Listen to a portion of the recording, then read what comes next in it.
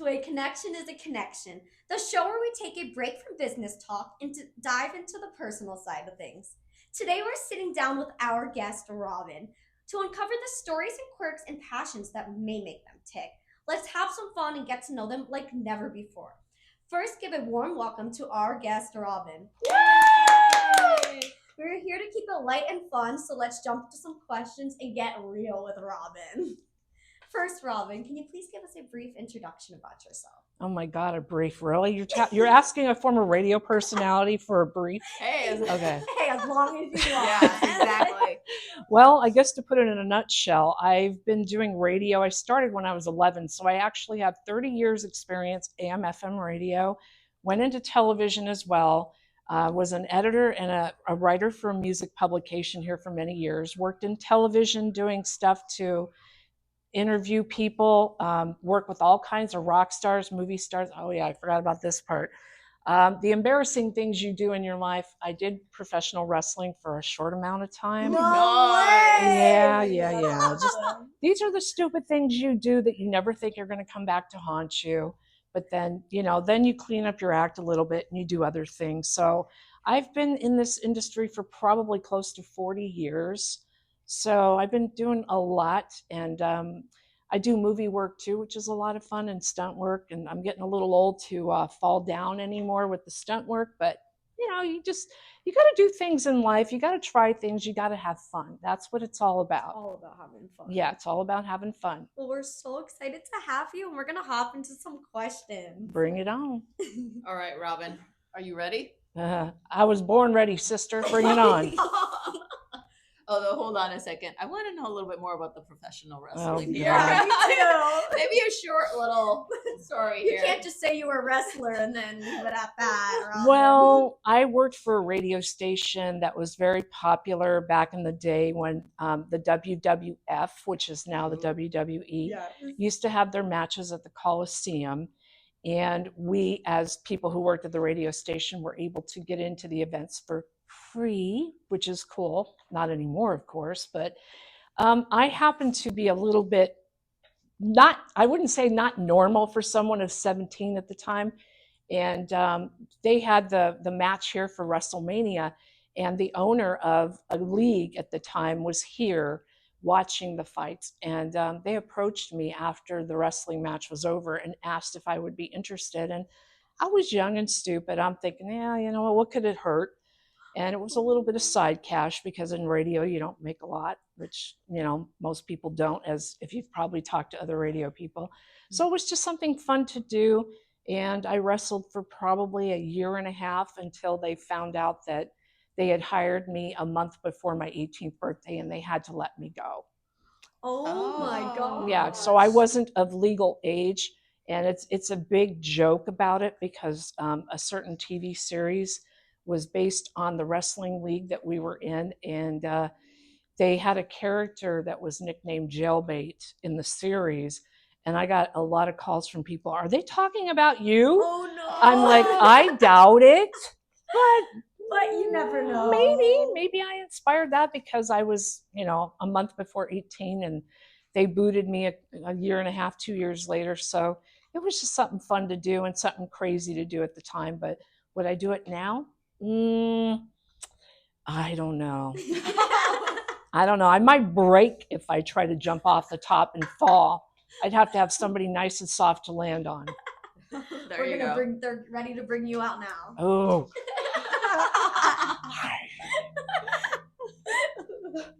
Awesome. All right, here we go. What's a story from your past that you've never told anyone? Would you believe there's honestly nothing that I haven't said? Really? You seem like an open book. I've written 2 books about my life and things that have happened, and I make it a practice. I've always believed that if you've gone through something difficult, you never get over anything that happens to you trauma-wise. You get through it, you get past it, but you never really get over it. And the more you talk about it, the more it not only helps heal you and become cathartic, But I've always believed that we're here to live, love, learn, and teach. Yeah. And I've often heard that we forget that last part. We forget to teach, because what's the purpose in going through this? And you ladies know this, God never gives us anything we can't handle. Exactly. There is a reason why these things happen. They don't happen to us, they happen for us. So my whole entire life has been an open book. I do it on blogs. I've talked about it on many shows. Hosting my own show, Get Real with Robin, I've talked about a lot of stuff that has happened to me. And I don't think there really is anything that I have ever been through that I haven't said openly. God forbid, there's no skeletons in my closet. I will tell you a joke that happened to me probably about 10 years ago when I was working on my first book and had a manager at the time. He said, well, what happens if we call a press conference after your book comes out and people say something to you that is like a hidden skeleton in the closet? Do you have anything like that? And I told him, I said, no. I said, the worst you're going to get is probably some guy coming up and saying that we messed around or did some things together. And I'll be the first person to admit right on camera, yeah, I had fun with that one. I did that with that one. I did that with that one. That one wishes I did something. And let me tell you, that one over there, yeah, I did something with that one, but I didn't enjoy it. That's why we never spoke again. So from that point, I've always been an open book, and I've always believed that I don't want to run for president, but I want to make sure that I'm squeaky clean enough to where there's no one that ever comes out and says, well, what's that? How come you hid that? It's like, well, how can I hide these things if I'm supposed to be this person that's looked at as I tell the truth? Yeah.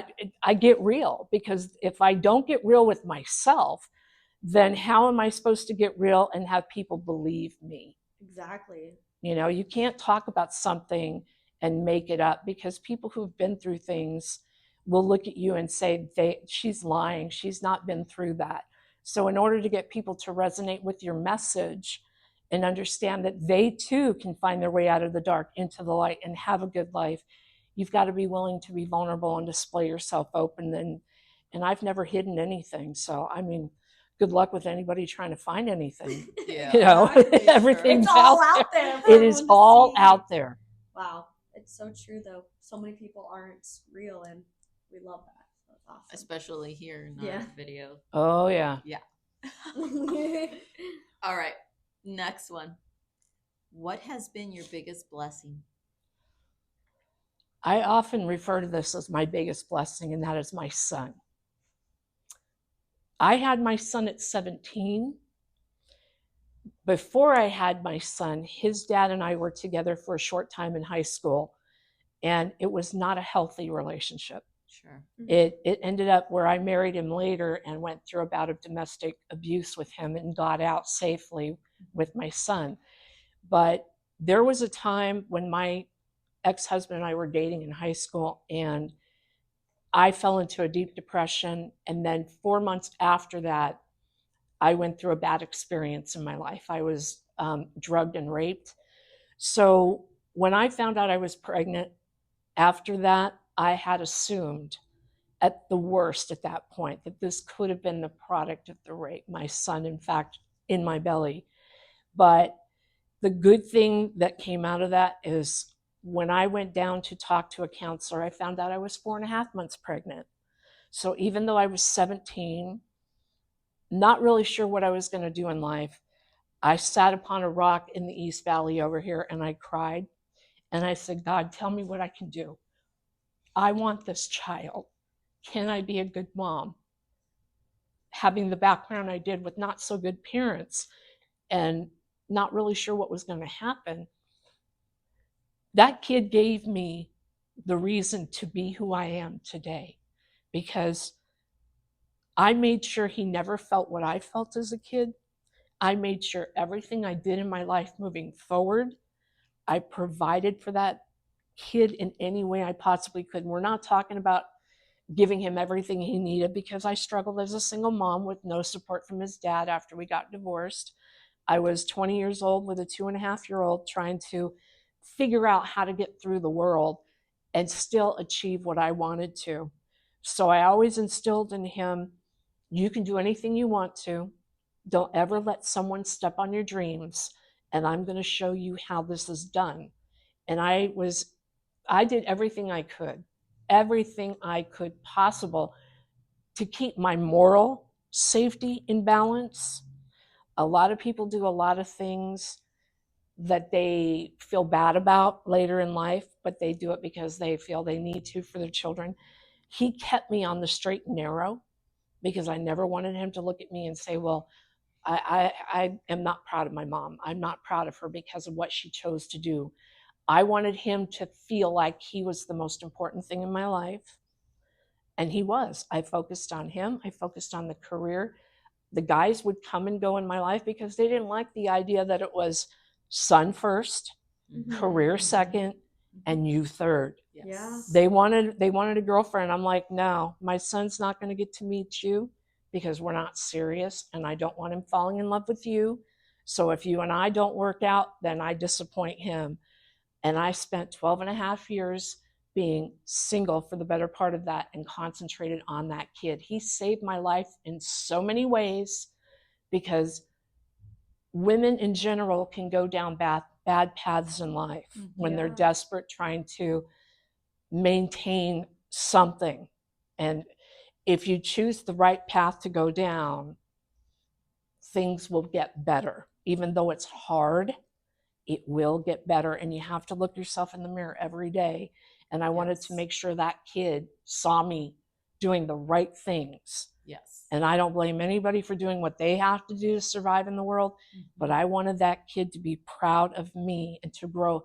Because here's the thing we forget. We're not raising children.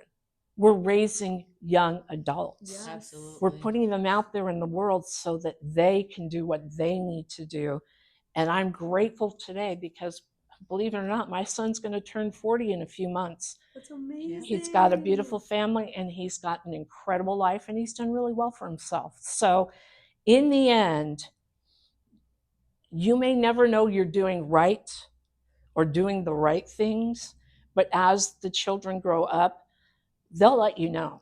Yeah. They will let you know. And he's my saving grace. That is probably the most special thing to me. And I'm not like most parents. I'm more like a dad to him. He calls me as Mad Mom and Dad. We drag race. We used to build cars together. I've drug him to radio stations. I've drug him to concerts backstage. He's met everybody you can imagine, and he's still pretty level-headed. That's and, amazing. We've had a really good life, and now a year ago I moved over to be near them. I'm an hour away from work, but I'm right where I'm supposed to be. That's amazing. Yeah. That's such a beautiful story. I mean, for sure, our kids are definitely our biggest blessing, and it's amazing how the strength that it gives us to be better and to move forward. For sure. All right. What's the most awkward interaction you've ever had with a stranger? With a stranger? Wow. Awkward. You're not an awkward person, so. No. And you know how they say sometimes you're a person where a total stranger will tell you their life story? Yes. Yeah. That happens to me a lot. Really? So sometimes it can be a little awkward because they're sharing really, really personal stuff. I would say probably the most awkward, and this is going to be funny. So I'll tell you a funny story. I was in college for broadcasting, and I was one of 13 people in the first class. I was the only girl. So I was in my early 20s. Probably the most awkward conversation I ever had was the three guys that I would hang out with in school. After lecture was over, we went over to a bar, right? So these guys wanted to take me out for a drink and celebrate my birthday. I just turned 23. They didn't tell me where we were going other than a bar. I walked in, it was wall-to-wall women with maybe one or two guys. Didn't think anything of it. I figured they just need an excuse for me to be the wingman in case they don't want to, buy drinks for a girl or something. I go to the bathroom, and this is probably the most awkward. Yeah, I would say it has to be in my whole life. Beautiful girl walks up to me. I mean, I'm washing my hands at the sink, and I have long hair. She has short, blonde, spiky hair. Gorgeous. I mean, if I had a body like that, I would have been happy, But she was just very well put together, stunning lady. And I felt her touch my hair and move my hair back off my neck. And then she put her hand on the mirror and she said, "You're one of the most beautiful women I've ever seen in this place." And I said, "Thank you. I appreciate that." I wasn't thinking anything of it. I don't mind taking compliments. But she said, "Would you be interested in going out on a date with me?" And I told her, I went, "Okay, now I understand what these guys did to me." They brought me to a gay bar that was frequented by a lot of women. I did not think about anything other than just telling her thank you. I told her, I said, "Honey, you're probably one of the most attractive women I've ever seen, and I could admire another woman's beauty. But just to let you know, I am definitely not interested because I like guys. If I were, I would have said yes, but no, I thank you for that, and I appreciate that. If you'd like to, I even told her, if you want to come hang with us, I'll introduce you to my friends, and we'll buy you a drink." But she was scouting. She liked longer-haired women. That was her thing. I went back out and I sat next to the guys and I said, "You guys are a couple of little a-holes. You should have clued me in."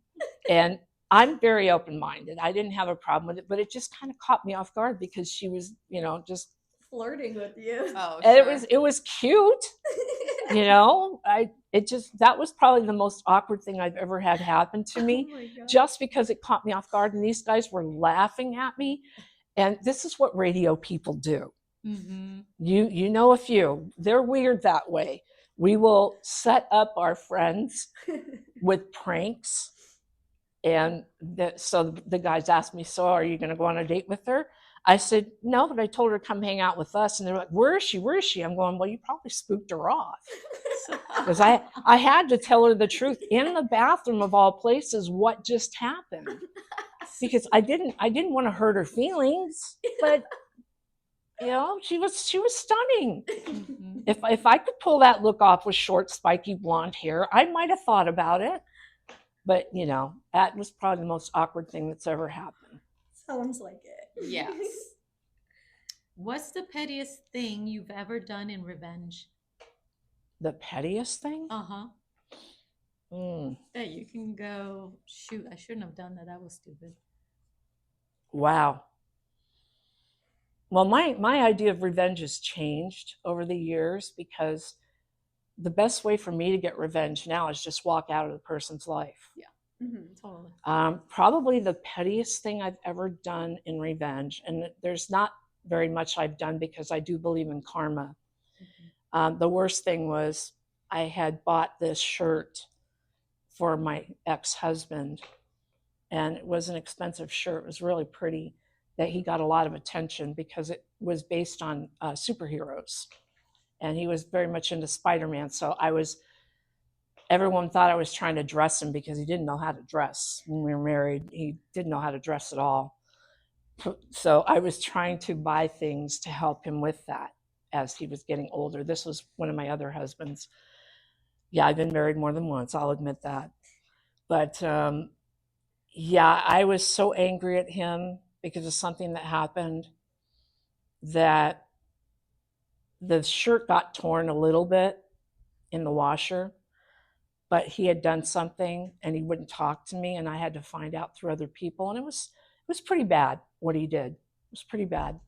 And I was so mad that I actually took the scissors and finished cutting that shirt up and I threw it out. So that's probably the pettiest thing I've ever done, because I was just angry. Sure. I was angry. The things that we do out of emotion. Yeah. Good. Seriously. And I've grown to tell people, look, if you're going to do something like that, just tell me up front. Yep. Save me the heartache. Mm-hmm. I'm adult enough to let you go and me go my separate way. Yeah. It's just, it's easier. Don't drag someone through hurt. Yep. But when I did that, I was probably, I don't know, 38, 39, 40, something like that. And I'm like, what are you doing? Yeah. But some people drive you to do bad things. And it's like, well, you know what? C'est la vie. It was just a shirt. Exactly. Yeah. You should have made him wear it. Well, I was mad because it got tore. And then I was just like, you know what? Then I found out all the bad things he did. And I'm just like, all right, I'm done. It's okay. All right. All do things. Here's an interesting one. Oh boy. Have you ever had a wardrobe malfunction in public? Tell us everything. A wardrobe malfunction? Uh-huh. I hardly ever dress like that. Oh, but there is one. Let me grab a drink here. Yeah, actually I did. I went to a pool party in Dallas, Texas. It was for a radio station that was headquartered. It was a satellite radio station that was piped all over the country. It was real big back in the 90s, called Z-Rock. And they had a pool party. And at the time, I went to go stay with one of the other DJs, Mad Max Hammer, who was a friend of mine at the time. And we went to this pool party where it was publicized live on the air because it was with a band called Dangerous Toys. And they were playing water volleyball. Now, I was a rocker. So back then I had this black dress on and it was cut out, revealed nicely. It wasn't like scantily clad. And I had these boots on, brand new boots. Oh, that's what made me mad about this whole thing. These jerk-offs in the middle of the broadcast when they're playing, I'm dressed nice to go to this pool party because there's people around. That's what you do. Yeah. And there's people in the pool in their skivvies and their bathing suits. I wasn't going to get in the pool. And I'm being handed the microphone because the guy's going to go jump in. And then as they're being jerks, that one of them decided they were going to throw me in the pool. Fully dressed. Girls, you know this. We spend money on good shoes. Yes. I wore these shoes twice. Never could wear them again because when they threw me in the pool, it ruined them. But my dress, I had a strapless bra underneath. Oh, no. And when the guy grabbed me to throw me in, he grabbed me on the back, unhooking my strapless bra. And that was pretty much hanging down in the dress. But when they threw me in the pool, I gained a little altitude. So out through the peephole came one of my boobies. And I have no idea if anybody got pictures of this, but they talked about it on the air. Oh, no. No. They talked about how Rockin' Robin went in the pool. And somebody said they heard them talk about my boobie being flashed. So I'm like, I wore a dress where that wasn't supposed to happen because it just had a little keyhole and it still had a collar here. And, I made national. National. Because it was I made national on that because Z-Rock was piped into radio stations all across the country. And this was something they aired live. And I was in my 20s going, well, you know what? If I get back to Arizona and they make a big deal out of it, who cares? Yeah. It's all right. You just have to go, it's all rock and roll. So that's the only, oh, crap. No, it isn't. Oh, another one. Oh, I almost forgot about this one. It wasn't really a wardrobe malfunction, but it's a rule I will tell every one of you ladies out there, okay? Never go out in public wearing a skirt and going commando, if you understand what I'm saying. Well, that's a dangerous one. Yeah, that's dangerous. Never go in public without underwear. And I'll explain this if you guys have time. Yes. This one's even funnier. Oh, no. Quiet Riot.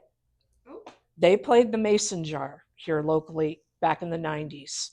I worked for a music publication and I worked for a TV show. So I had a camera with me to film the interview on the tour bus out front of the Mason Jar with Quiet Riot. I get on the tour bus, right? I'm this rocker chick, 23, 24 years old, wearing a mini skirt, again with the boots and a shirt. Always. You got the boots on today, I have the flats on today, man. I'm getting too old to wear the high heels. Might fall. But yeah, this one's embarrassing only because it's not a malfunction, but it's a lesson to be learned. And I never went in public again without underwear under a skirt. Screw your panty line. Suck it up, ladies. Trust me. And here's why. I always cross my legs as a lady to do the interview. And my photographer from the magazine, Jamie, he's sitting over there on the other side of the tour bus. And we're all on this beautiful red tour bus with the band. And I'm getting a ton of pictures as I'm doing the interview and talking to the guys. The next thing I know, 3 days later, as we're distributing the magazine across Arizona, we had 10,000 copies in the magazine going out here in Arizona.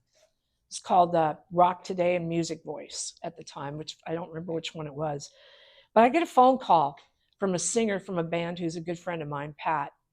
And he goes, hey, Robin, did you know that your crotch is hanging out in the magazine? Oh my gosh. And I'm going, what are you talking about, dude? He goes, the picture of you on the tour bus with Quiet Riot. He goes, do you know that your crotch is hanging out? And I immediately go outdoors to my car to grab another magazine because I had just spent 16 hours delivering this thing everywhere. Go to the live section. There's a picture of me on the tour bus with Quiet Riot. Oh, here's the secret. Yeah, this will be a secret too. Some people know this, but the photos were done in black and white, right? I'm blonde. A lot of blondes have darker hair, mixture of hair. I had 5 colors in my hair, so nobody really knew. At one of the most inopportune moments, out of 300 pictures plus that were taken that day, I'm crossing my legs to go like that, right? To go to the other side. One of those pictures Jamie takes when I'm in mid-cross. Oh, no. Oh, no. So that was the photo that out of all the photos that were turned in, the editor decided to use. I don't even think he knew that was what it was. It was just that 1 second of crossover. Oh my So gosh. I pulled a Sharon Stone, as you want to call it, without even trying, just like that. And so I told a lot of people I was wearing black underwear because you can't see, it's a shadow. Yeah. But yeah, there's probably close to 10,000 magazines with that from the 90s out there in the world. Oh. So it's not a malfunction. But it's black and white. But it is something you ladies have to remember. Deal with your panty lines. Don't go out without underwear on. No, that's important. Yes, that is a lesson. There are celebrities that have done it. They've gotten into cars, back seats of cars, and they've done this. And it's like, oh, Lindsay Lohan, I think, got busted with that too one time. Poor girl. So yeah, it was not a malfunction, but it was a dumb move, and I'll never, ever, ever do it again. So suck it up, Buttercup. I've got panty lines, and I will forever be grateful for those. We're grateful for panty lines, right? Sure. Yes. So there you go. That's one of the craziest things ever. That's you guys are taking me back down that lane. Wow. Good. Wow. All right, Robin, we have a special question that we ask every single one of our guests. Okay. What are you doing for God? What am I doing for God? I'm living as good of a moral life as I can. I'm doing best to remember the golden rule. If you don't want it done to you, don't do it to others. I do the best I can to help as many people as I can. I've learned that I can't always help in the way that I want to, but I can help in the ways that I'm good at doing that don't put myself in harm anymore. I used to be that people pleaser that would go above and beyond to do things for everyone, even sacrificing myself. But I've come to learn that, I tried to be a life coach and it didn't work because I would always put myself in positions that weren't good and it didn't work. So now I use the written word to put things out and to be real and to share and to help and do what I can. So I don't give handouts, I give hand ups.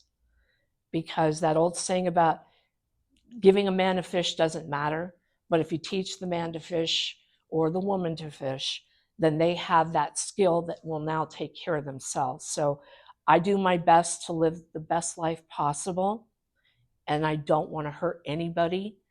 And if I have to make an exit out of a relationship with anyone, friends or whatever, that's going to be better for them and beneficial for us both, then I will just do that, because there's no reason to take revenge. There's no reason to hurt people. There's enough stuff in the world that hurts people. So I do the best I can to make sure that I'm living a good life that doesn't hurt anyone else. And that's how I honor the person that actually gave me life. Because we think we're in control, we're really not. Exactly. We're really not. This is his kingdom we live in, and I do the best I can to be a good person. That's so amazing. You explained that so perfectly. So yes. Thank you. Okay, this is a fun question. Okay.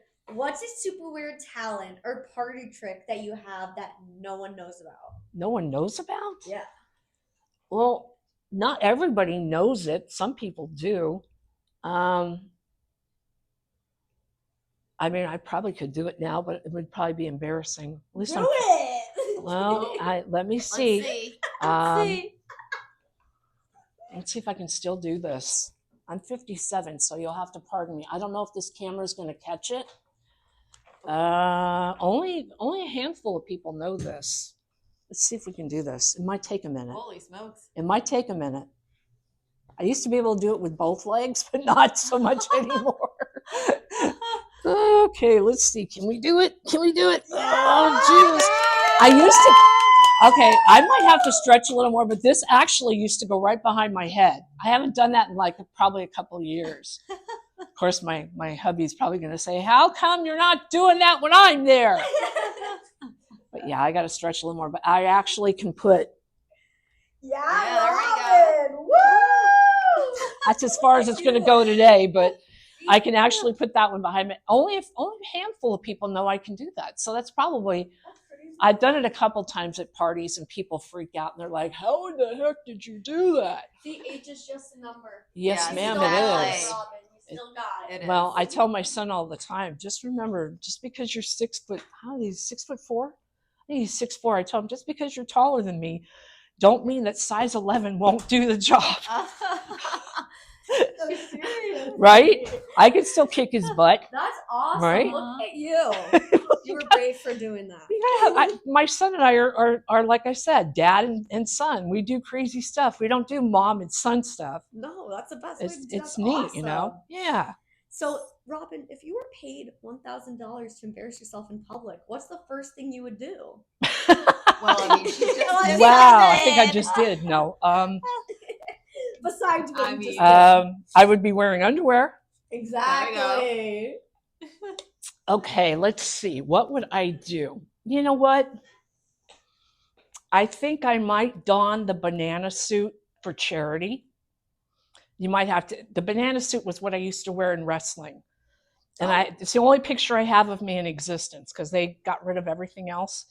And it was a yellow, and I hate yellow. Ugh. Not a yellow person. I'm black and red and blue. But yeah, I would, if it were done for the right charity, I think I would probably do a wrestling match. Really? Nice. We got to make that happen. Yeah, I might. I want to see that picture. Yeah, I want to see the picture. Oh, I could show that to Yeah. We need to see it. you. Like now? No, you can show us later. I'm kidding. What's the most meaningful compliment you've ever received, and who gave it to you? Wow. There's a little bit of a backstory with this. There's that whole thing about never meet your heroes because they'll disappoint you. Mm-hmm. I've met several of my heroes, and they have disappointed me because they're not good people. But there is one person who I have met who was my hero since I was a kid. And she definitely far outweighs any level of, oh my God, you couldn't be more saintly and a good person than anything. And that's Mary Jo West. She was the first female news reporter here in the Valley in the 70s when I was growing up. And I have been lucky enough to have this woman in my life because of where I work now. She's been in the studio many times on shows, and being able to see her as an adult and tell her what she meant to me, she has done things and said things to me over the past 10 years that have been mind-blowing. She's so complimentary. We're friends on Facebook, so anytime there's something posted that she just absolutely loves, she will say things. The most important thing that she did for me, and this is going to sound really crazy, there was an event at a church. It's the House of Broadcasting Christmas thing that they do every year. Mm-hmm. And I went a couple years ago, and I ran into her in the parking lot, and she couldn't find her cell phone. And this woman is a saint. She's like, I don't know what I'm going to do. I usually air this prayer that was said on Christmas Day. And this is something that goes back, I believe, to World War II. And this video she plays before she does her speech and her singing for the program, she couldn't find her cell phone. And that's what she uses to play this piece off of YouTube. And we couldn't find her phone. And she said, I don't know what I'm going to do. And I said, I have an idea. I said, can you use my cell phone? And she goes, you would let me do that? I said, yeah. I said, why wouldn't I? I mean, this is my hero. Yeah. This is what I call her my shero. She's a shero. And she used my cell phone to play that, then to do her talk, and then to sing. And then she came, sat down next to me. She couldn't believe I would do that for her. Wow. And I'm like, but you don't understand what you have done for me. Without the things you have endured, without the things you have gone through, I wouldn't be able to do what I'm doing here and what I have been able to do all throughout my life in Arizona, much less anywhere else. I said, it's women like you that make a difference so women like me can continue to make a difference for other women like us. And she actually, when she got home, even after she said all that, she sent me a message in Facebook Messenger. And my goodness, the whole thing, how I bailed her out, how I was her hero that night, and blah. I mean, just the whole thing. And for your hero to say this to you, I will never delete that message, because in this world, it's difficult. And you ladies have probably run into this too. I mean, I'm sure you have. Women don't always get along with women, especially in the corporate world. Mm-hmm. And it's very difficult for us to find allies, mm-hmm. because women think we're all in competition with one another, as opposed to being sisters and empowering one another. It's difficult. And I grew up with a mother who always made it seem like I was in competition, and she was not a mother to me. And I tried always throughout my life to make a bond with her. And I've always had problems with friendships with women because I never had a strong relationship with my mom. Mm. But when I look at Mary Jo and what she gave me from a very young age, and the fact that she sent me that message calling me her hero, it's like, I don't care what has ever happened in my entire life, what I've ever done for anyone else. That moment was such a pinnacle moment for me, because what could I ever do for her? Exactly. Sure. What could I ever do for my hero? And you just did something. I just bailed her out with a cell phone video. And that is something that she never lets me forget anytime she sees me. And it puts it into perspective. We don't think that, it's always, we put these people up on pedestals, and yes. We don't realize, let's get to know the human being before we do that. Because I don't believe in utilizing celebrities as heroes. Totally. But she's a real person. She, at her age, in her 70s, she still goes over across the sea and helps people in villages. Wow. She tries to bring water to them, the facilities and stuff. And she travels all over the place to help other people at her age. She's so selfless. And That message I keep because it shows me that not all women are going to hate me. Not all women are going to be jealous of me. Not all women are going to try to fight me. Some women actually can stand side by side and support you. And that woman is, I could only wish that she were my mother. And, she made a huge difference for me. That's so beautiful. That's amazing. Wow. What's the most ridiculous thing you tried to impress someone? To impress someone. Wow.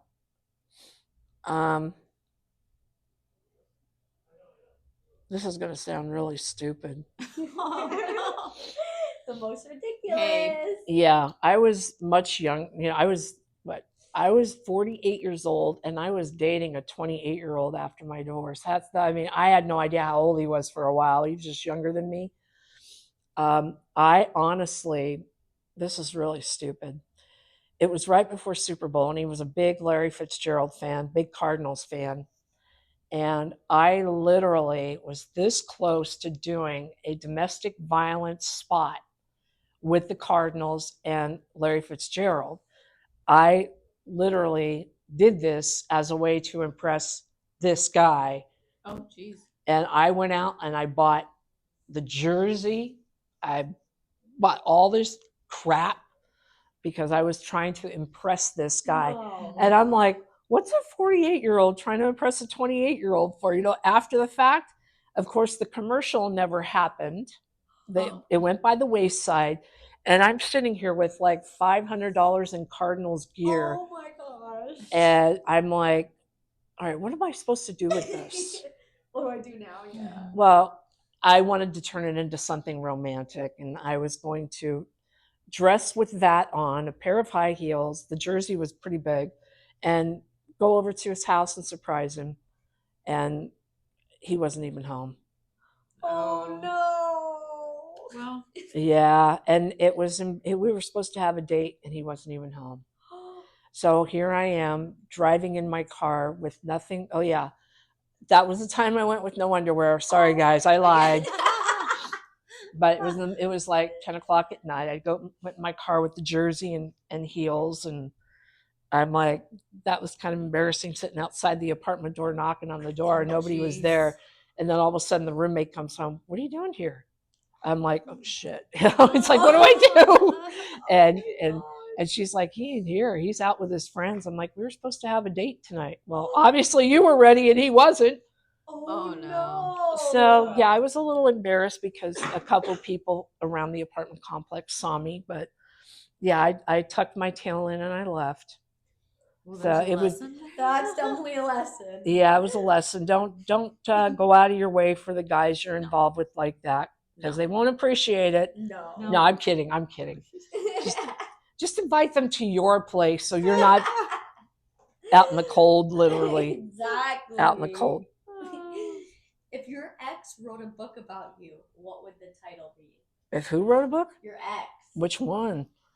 Pick one. Pick one. Wow. Or all of them together. Yeah, wow. all of them together. Okay, well, I'll explain this one. The first one, I got married too young.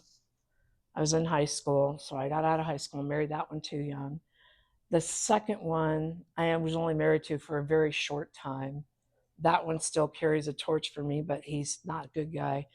The third one actually died of cancer. What would my ex say about me, or what would it be called? Oh my God. Too hot to handle. Oh my God. Oh, that's a good title. That's Too hot to handle. A couple of them couldn't handle me because I think we're gonna have to name this episode Too Hot to Handle. There we go. I'm a Scorpio, so yeah, okay. I was, because I don't, for all intents and purposes, I got smart enough where I don't pussyfoot around. I say it straight up. The last one, I'm like, you know what? We're done here. You're going to take your stuff and go. I'm going to take my stuff and go, and this is how it's going to go. Good for you. Mm-hmm. That's how it should be. Why should you fight over stuff? Okay? Yes. Stuff is stuff. Yes. you got your crap, I got my crap, and if there's stuff we got together, we can figure it out. Yeah. But I don't want to go through dragging through divorce. But yeah, I would say too hot to handle, because it's a it's just like, yeah. Yeah. I think that would probably be the best way to sum it up. There we go. That's awesome. That's an Yeah. awesome title. Yeah. Love it. Awesome. Well, that was the last question. Robin, it's been such a pleasure to have you as a guest. The stories were awesome, just wonderful. Oh God, you sure about This that? was so much fun. Yes, This was amazing. totally. Can you give us your 30-second commercial and how people can actually contact you or get a hold of you? Well, what we do here at the network, I'm a podcast and videocast producer. So if you're looking for a place to have a good time and to do a show, you can come here to the network. And the cool thing about working here is we're all a little wacky, we're all a little fun. And when you come through the doors here, you're going to have a good time. Otherwise, why bother, right? Life is about having You fun. never know what you're going to expect Exactly. when you walk through this door. No, you never know, especially when they leave someone like me in charge. Exactly. Ugh. I feel bad for Dave sometimes. Dave, it's like, I remember you're the brand, but we're the monkeys in the zoo. So, but yeah, the easiest way to get a hold of me is I'm all over the place. I have my show, Get Real with Robin, on the network and every podcast platform. My website's easy, robincote.com. So that's where you can find me. I'm all over social media. I don't know, hit me up. Let's see what's going on in the world today, right? Let's all try to make this a better place. That's what we can do. Yes. That's all we can do. Yes. Exactly. Well, thank you so much, Robin. It's been great having you. We've had such a great time. And stay tuned for the next interview. Thank you, ladies.